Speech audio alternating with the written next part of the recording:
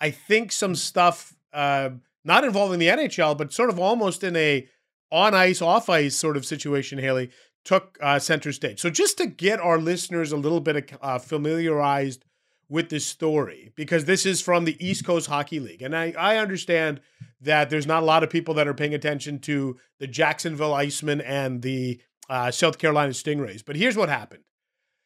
On Saturday night, there was an altercation on the ice involving Jacksonville defenseman Jacob Panetta and South Carolina opponent Jordan Subban. Subban is black and is the younger brother of New Jersey Devils defenseman PK Subban. And so as the video of this surfaced, the only way to kind of describe this to our listeners, I know a lot of you have seen the video, but in case you haven't, I think, Hailey, the only way to sort of try and describe the incident on the ice was the two players, Panetta and Subban, are kind of face-to-face with each other. An official comes in to sort of break it up, and then Panetta makes a gesture towards Subban. And this is where, Hailey, this is where obviously there's room for interpretation, right? Mm-hmm.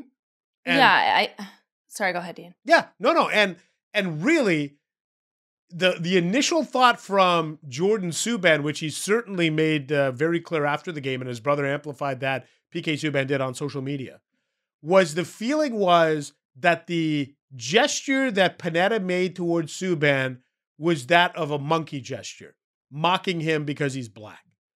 We're going to play some audio for you in a second from Jacob Panetta because he spoke out on Sunday and says it wasn't racially motivated. It was the tough guy act. It was the, Tom Wilson has done it. Other players have done it where they're just trying to make themselves look tough. They're flexing. It's a flex. Before we play the Panetta comments here, because I think it's very important to play that for context, and I think we can have a very nuanced conversation about this. I want to know what was going through your mind, Hailey, as you saw this play out on Saturday and into Sunday, and you saw the video. Did your mind go to where I think all of us went, and where PK Subban and Jordan Subban felt it went, which was it crossed the racial line? Yeah, well, because I had seen what Jordan and PK said on social media before I watched the video. And so I wasn't going into that clip thinking like, oh, do I believe them or not? Like I immediately, I read what they had to say. I believed what Jordan had to say about it and what he saw directed at him. And you watch the clip and it lined up. Like I had no reason to go into that and think like I'm going to find a way to poke holes into what Jordan Subban is saying happened to him over the weekend. So I watched the video and, I didn't think of ways to justify the behavior because there isn't one. We can get into the apology after we run the clip, but like, to me, I think what went through my mind is like, I wasn't surprised. It wasn't like a shock, like, oh my God, I can't believe this is happening. I think if you're surprised, you probably haven't been paying attention. I know we all like to say it's 2022. Why is this still happening? And I agree with that sentiment, but like, this isn't the first incident that even happened in the last few days. Like this happened to another player in the league just a couple days before. It was like two racist incidents, or we can call it alleged racist incidents, to two black players in the minor leagues over the weekend. And so it's frustrating. It's disheartening to know that these players have been experiencing this for their entire hockey careers, experiencing this still when they're just trying to go and play a game that they love and do what they want to do for a living. I can't put myself in those shoes. I don't know what it's like to be them in this situation, but it's sad, and you just want people to feel safe and comfortable in their workplace, and it seems like they're not able to because incidents like this keep happening. Yeah, and like you said, this comes on the heels of the American Hockey League last week suspending San Jose prospect Krzysztof Hrabek for 30 games after he directed a racial gesture at Tucson forward Boca Imama. And Imama has faced that multiple times. Now, I think this is really important. And I want our listeners to just take a moment, take any thoughts. And I know it's hard because this can be a very emotionally charged conversation. You can come into it with preconceived notions. You can come into it with your own biases.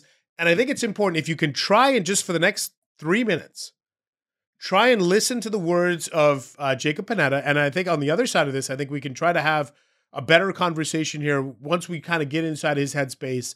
So have a listen. This is on Sunday. Jacksonville defenseman Jacob Panetta, after he was suspended by the East Coast Hockey League after this incident, gives his side of the story.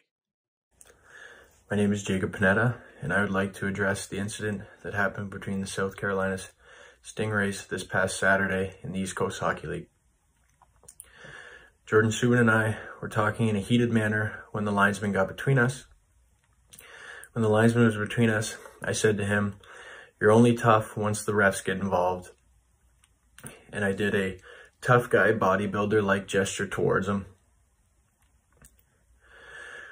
I've made the same bodybuilder gesture to non-racialized players a number of times when there have been on-ice confrontations. There's video from previous games which demonstrate this.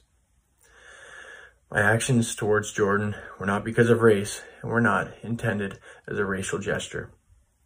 I did not contemplate at the time that it would be perceived by some as a racial gesture, and I attempted to convey this to Jordan when we were sent to the dressing room during the game. I was confused after the incident until I saw and told how people viewed it because of the players involved. I want to reiterate that no racial slurs, noises, or anything of like were said by me during the incident. I see now from Jordan's reaction that he and others certainly viewed it as a racial gesture, and that my actions have caused a great deal of anger and upset to Jordan, his family, and countless others. I want to express to everyone, and especially Jordan, that my actions were not racially motivated at all. And I sincerely apologize for the pain and suffering and anger that my actions have caused him, his family, and everyone who was hurt by this. However unintentional my actions were, I acknowledge the impact of my gesture and will commit to better understand the impact going forward.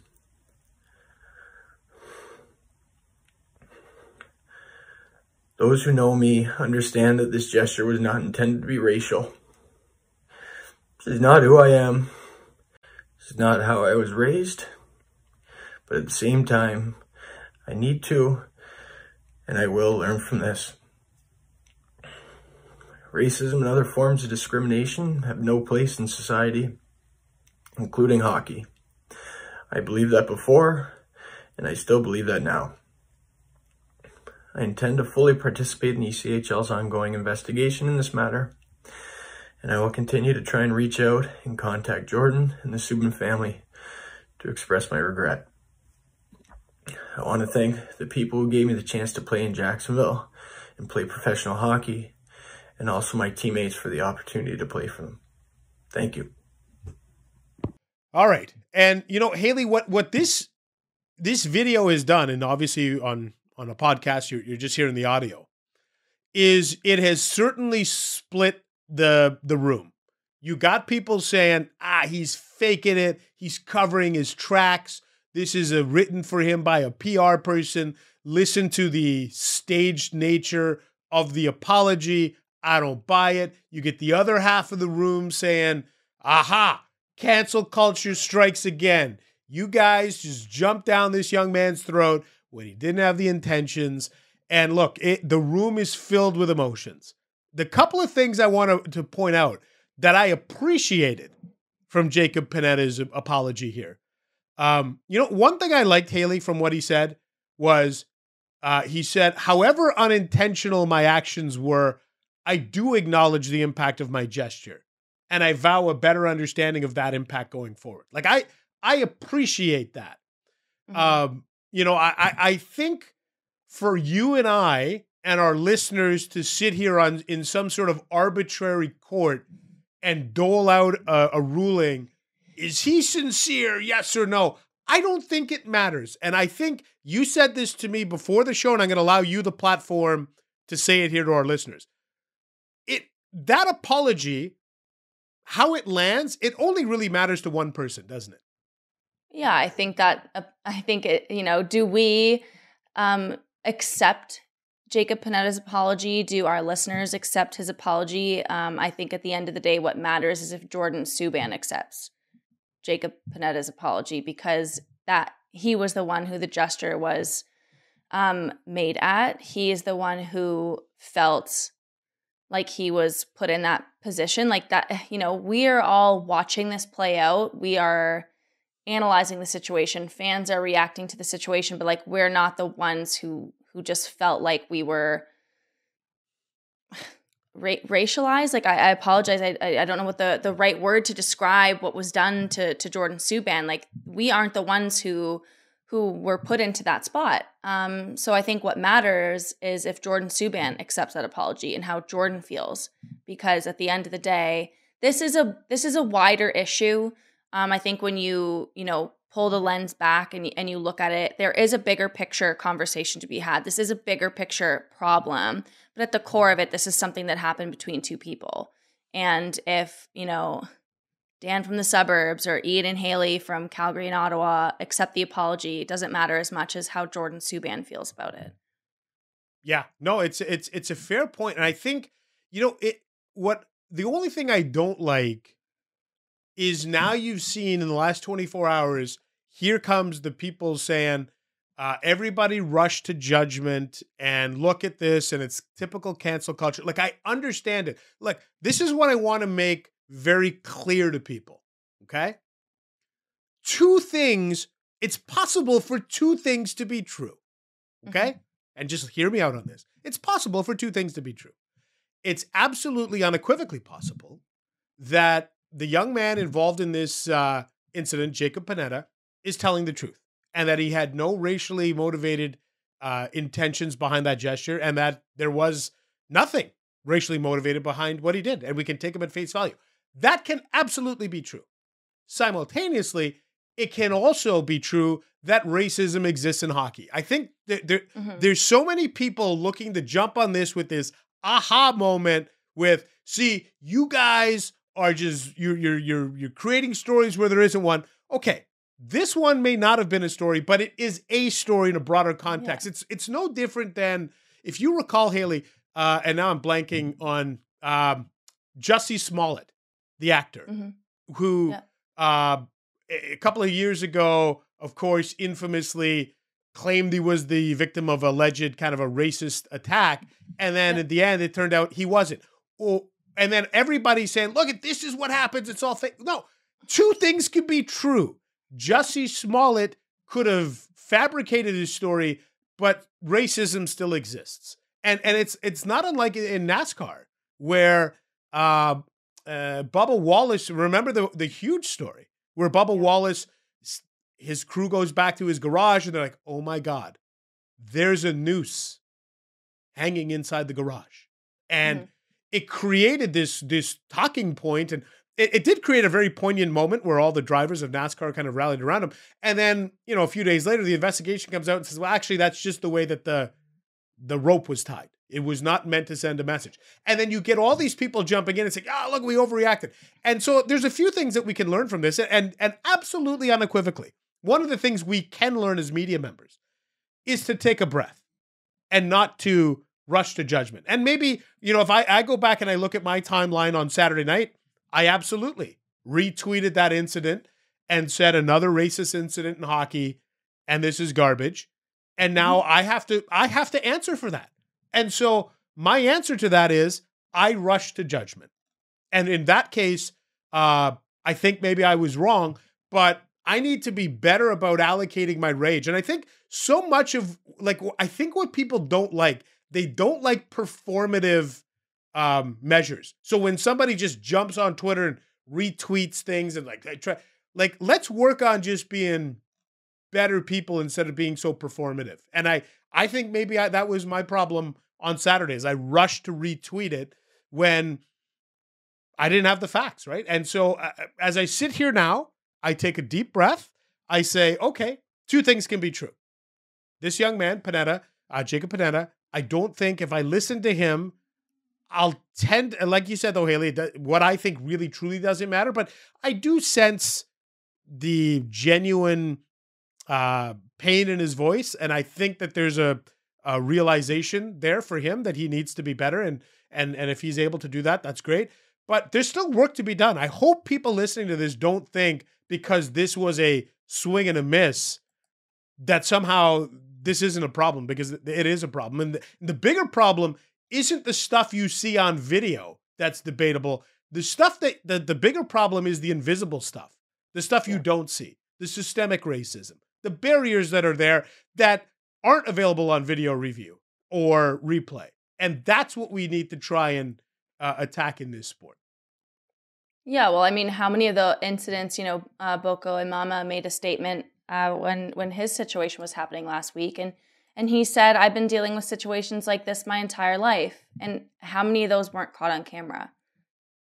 Probably a lot of them. And how many times has Jordan Subban been put in a situation like that? How long has he been dealing with that? So regardless if we believe Jacob's explanation, I think you should be able to sympathize that Jordan saw that and immediately reacted accordingly based on his lived experience.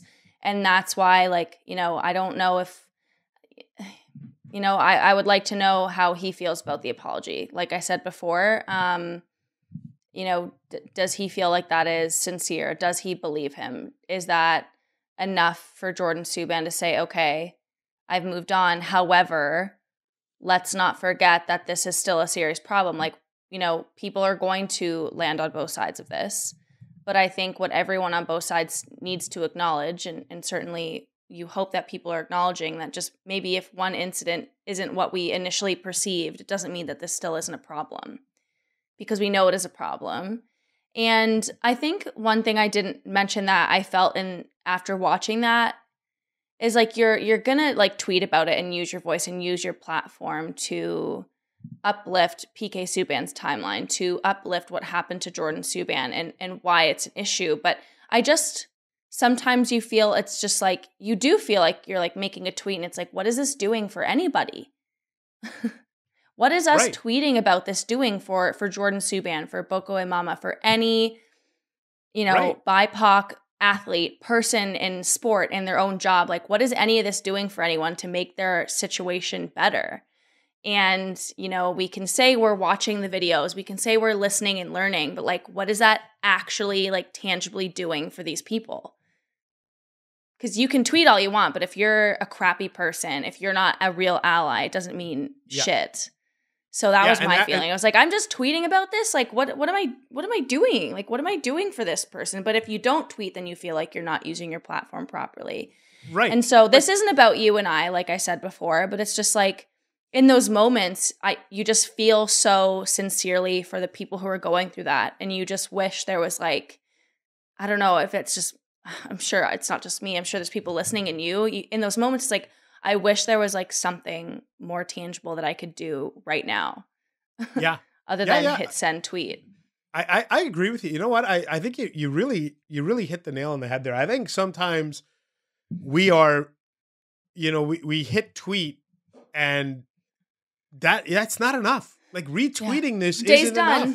Yeah, I tweeted about some social justice issues. I'll see you later. And that's what I did what I had to do today. Yeah. And it's about rolling up our sleeves. Speaking of kind of some sort of performative tweets and the things that I don't like. And this comes on the week of, Willie O'Ree is honored by the Boston Bruins.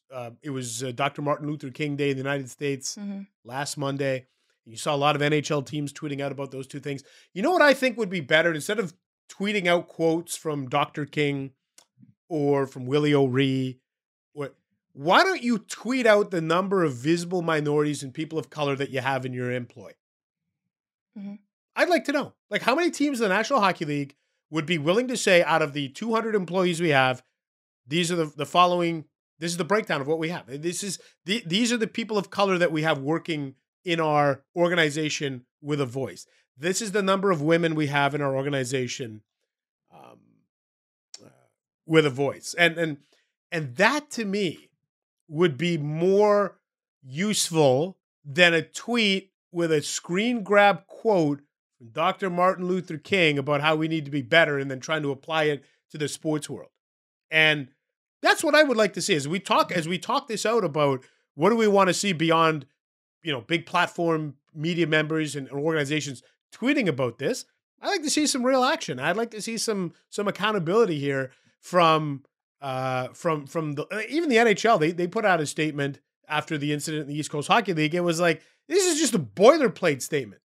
Yeah. I didn't even read them. Yeah. It's a word salad. Yeah. I was like, I don't need to. Nope. I think the one statement said like one of our core values is one love. And I was like, nope, I'm done. I read that. I was like, nope. Yeah. I'm out. Nope. Check that. Yeah.